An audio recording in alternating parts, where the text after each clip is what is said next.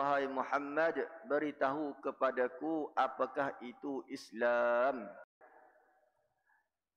Sayyidina Umar bin Khattab radhiyallahu anhu berkata bahawa pada suatu hari sewaktu kami duduk bersama Nabi sallallahu alaihi wasallam, tiba-tiba datang seorang lelaki yang sangat putih pakaiannya serta sangat hitam rambutnya. Tidak kelihatan padanya kesan-kesan safar sehingga boleh dianggap bahawa dia seorang musafir.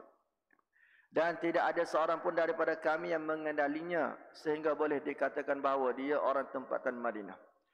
Walau bagaimanapun dia telah datang duduk begitu hampir dengan Nabi sallallahu alaihi wasallam sehingga lututnya bertemu dengan lutut Nabi sallallahu alaihi wasallam, dan dia telah meletakkan kedua-dua tangannya di atas kedua-dua pahanya.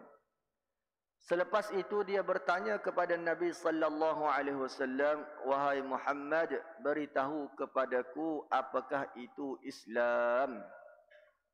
Rasulullah sallallahu alaihi wasallam menjawab, Islam ialah kamu bersaksi dengan lidah dan sanubari kamu bahawa tidak ada Tuhan yang layak disembah selain daripada Allah, dan Muhammad sallallahu alaihi wasallam ialah rasulnya.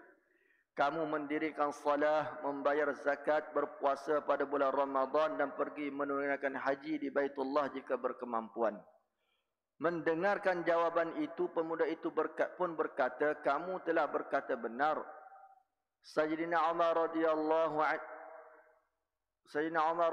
anhu berkata, kami berasa hairan terhadap pemuda itu.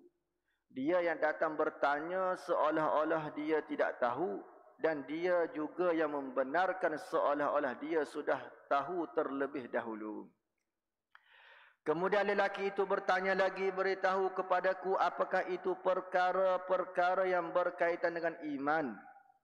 Baginda sallallahu alaihi wasallam menjawab, iman ialah kamu beriman kepada Allah Subhanahu wa taala, para malaikatnya, kitab-kitabnya, rasul-rasulnya, hari kiamah dan segala qada dan qadar, yakni perkara yang baik dan yang buruk berlaku dengan takdir. Selepas itu Rasulullah sallallahu alaihi wasallam sendiri yang bertanya kepada saya, wahai Umar, adakah kamu kenal siapakah yang bertanya dulu?